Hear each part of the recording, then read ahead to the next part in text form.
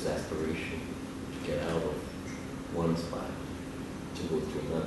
And that is so it continues to occur in relation to progress, city, Western education, hinterland, camel, etc. Backward for history, in the Fanonian sense where history is like poured out of the brain and a new one is implanted. But, yeah. So when you say backward, forward, what do you mean by that? But what I'm trying to say is that, if anything in relation to the new nation state, and education in West and in the city, the facades and all that connotes modernity. Right. Okay, and so if you're trying to remember that, Yusuf, as you know, is exasperated. He's trying to catch up with whatever's going on, and he has to shed his camel ways. So that's philosophical underpinning of this throughout. That there is the urge to shed your history and acquire another one.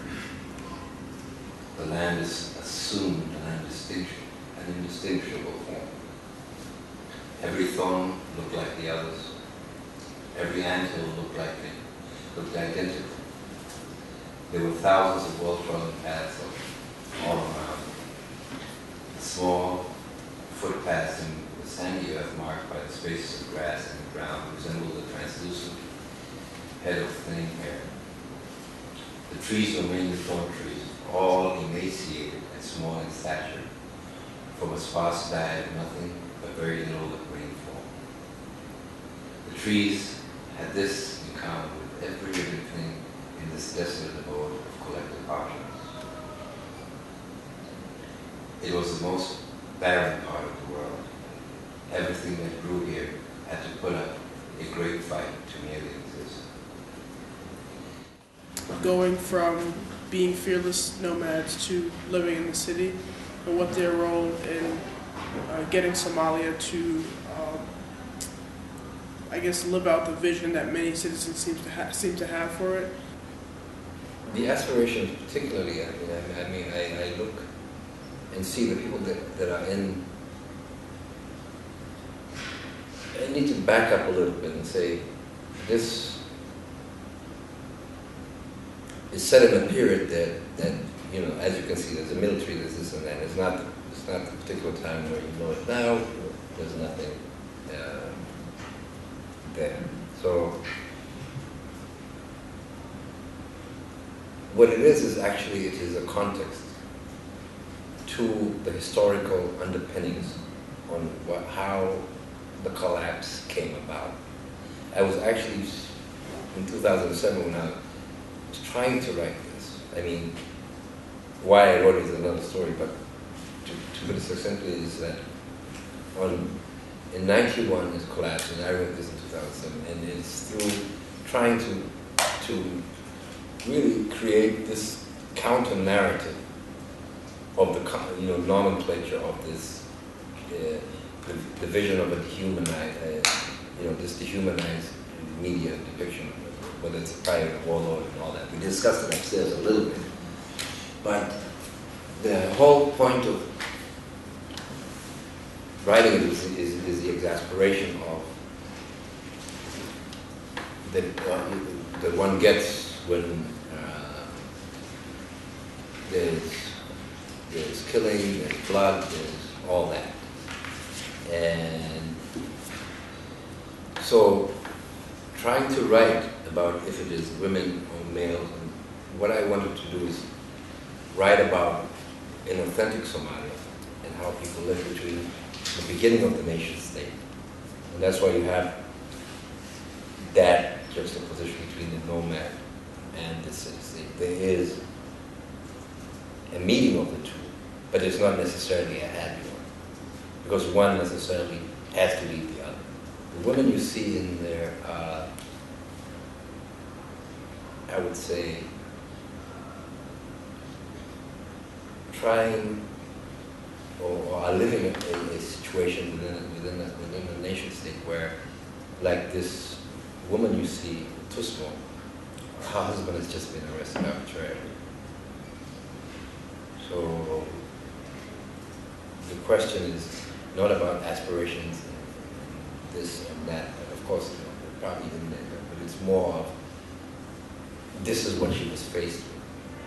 What does she then do? And it moves away from what is not, if you see, of course, there's more to continuation of that. But the whole thing is, in the arbitrary arrest, she is the weakest link, if you will, in the machinations of the state, or the later on the superpower intrigue, in terms of, this is the person who is least able to fight, or because you see she's going to search for that, and search for the clan elders to work out something. But the reason why I chose that character, I don't know if I'm supposed to be revealing this or not, but it's a depiction of how the structures of these things, whether it is the state, nation state, or the Cold War, and all these other things, how in this beginning is beginning to open up a story about, in the end, it's a collapse. So, of course, there would be a dream deferred, as Langston Hughes would say, because I'm sure everybody's inspiring to live a happy life in their home, as anybody else would, and then all of a sudden, it's another story. Exhausted. They would then wait for the men, usually their kin, to draw the water for them. The wells were very deep in the earth, and as the men worked, there was a chance for a slight reprieve for the girls before the arduous journey back home. Leading a camel now weighed in 50 liters of water on each side. The water was rusty in color, approximating apple juice, a color which permeated everything. It seeped into the clothes, fingernails, and was red, being the color of the loose sand of this region. It's really easy to see what you're talking about. So,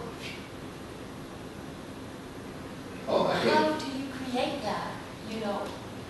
And consciously what I try to do, like for example, you're sitting there, I will try my best, like an artist, to make whatever it is that you are come out that is different from that way you sit, quite frankly. So it took me a while to realize how am I going to be able to show this evening stroke in the Indian Ocean. Then after a few hours, the sun comes down, and there's this beautiful sky, and every star is set against the background of that white sand. Every star you can see. You almost feel like you're in a planetarium. Almost like somebody painted a brush. Or, you know, the stardust, you can actually see those things. So, doing all that, it's not necessarily something that fits right away that you get to. What I did was actually, I pulled the word of, who was it? Cezanne. I said, like I Cezanne, and then I made a decision after that. That you built the story on top of. So, thinking about like your tempo, was it like the pastoralist tempo? Was it like the city of Mogadishu tempo, or the combination of that? And if you could describe it. Like they say, you know, there is those parts of the right? You probably don't want to reveal, but then you're happy to just show up. Me and Andy were just talking about how the writer, or any text that you read, you know, you'll find somebody, and usually the writer, and usually he or she is naked. In other words, there are things that they can't hide, whether they want to or not. So that's part of the tempo. The tempo of poetry. Somebody's poetic and lyrical, all that stuff. But high premium on the word orality. High premium. Eloquence is a big thing. Yeah, very big thing. Not textual. So that's part of the and I think also also the camel as it goes, it's kind of like an awkward beast. It moves slowly. It's this 10-foot thing that is really very mild. By this time, his children, wife, and a number of his relatives, both visiting and staying with him, were all shocked out of sleep. They were all heading outside towards the fracas on the veranda, alongside the official intruders. Hear this, Big Mouth. Come along quietly before we drag you by the scruff of your neck in front of your wife, children, and your entire family. Else had by now gone from disbelief to belief in the reality that these goons meant business. There was no doubt in his mind this madness was real. I suppose not necessarily just your own self as a writer, but also crossed lines that might be, or is that even a question for you in this book? Or how would you answer that sort of, I guess basically what I'm sort of trying to draw is the predicament of being between these various constraints, you know. Well, I think I take my, I don't know how to put it. First of all, the disturbance was not mine. You know, I'm living in a disturbing era. Okay, so the thing that I worry about, being someone who is deeply rooted in history, and particularly, and a knowledge of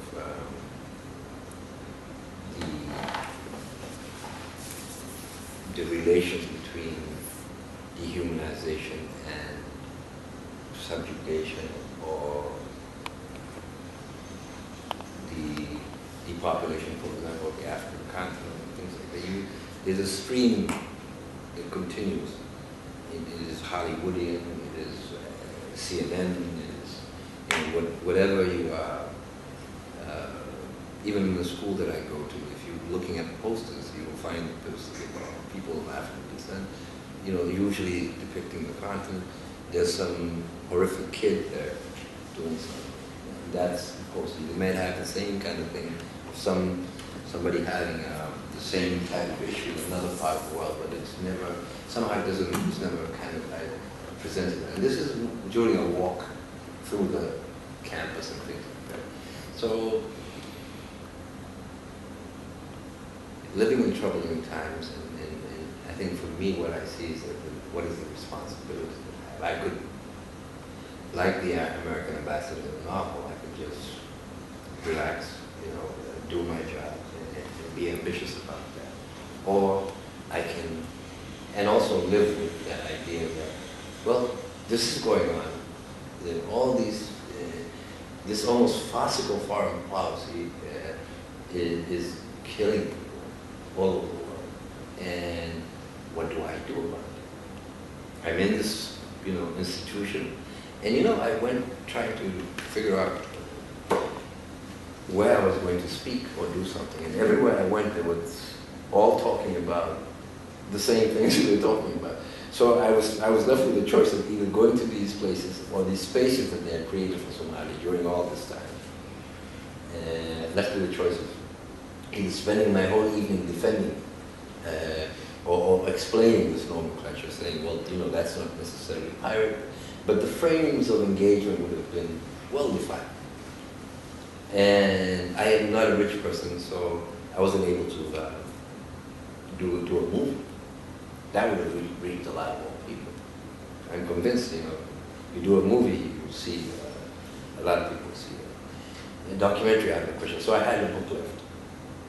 And if you add all those places, my position in New York, and my understanding of the world, based on that existential, or being, for example, a black person, or an African person, etc., a Muslim, you name it. But I don't think it affects me more. But at the same time, we're all living in this age where are either going to be called to do something and say something. I cannot believe I'm actually quoting the State Department, but what do they say? If you see something, say something. Isn't it Amtrak that says that? Yeah, but that's the State Department thing. We said that at BART too. Yeah. So yeah, so the questions of imagery, I was always worried to find them, particularly in this day and age where there's a proliferation of child soldier stories, and pornographic, and poverty, etc., etc. It's just become the only story almost. You know, so sort of going back to what you were trying to do, it seems like your novel was prescient because now we are in a time of an attempt at reasserting what it is to be an individual. The idea of, you know, we are actually human is somehow shocking. Okay. So- That's the capacity that we all have. But you know, it takes a lot of whatever you want to call it to be able to say, okay, well, this is fundamentally wrong. How do I go about setting it differently? You have to have some sort of like madness to say that whatever you're saying is going to go against the grain of all these huge, colossal. So that's one part about being an individual. And one of the struggles that people continue being trying to do to actually to give yourself as much, I would use the word freedom, to the extent that you can. But at the same time, if it's individualized, the state itself has other ways of like being able to become more sophisticated in the way that they take care of business. So you do need all this freedom, but you're not free. But the funny thing about it is that you're not free without the collective individual freedom. You become isolated. In other words, like Wall Street, one person can't pull that off, but a collection of that one person can. You know, that's the difference. As in Egypt, that's another place where there's no weapons, there's nothing, there's no leader, there's no one to negotiate or bribe with. You know, and look what happened. And to look at it as something that is distant, it's very funny how Egypt has come back to awaken the personal freedoms of people here. Because the question of oppression is always outsourced. They call in to, for example, say, I'm that individual, I saw something, and I said something. Contra to that posting that happened in Brussels at all. Thanks a lot for coming, you guys. Let's give Abdi a big round of applause.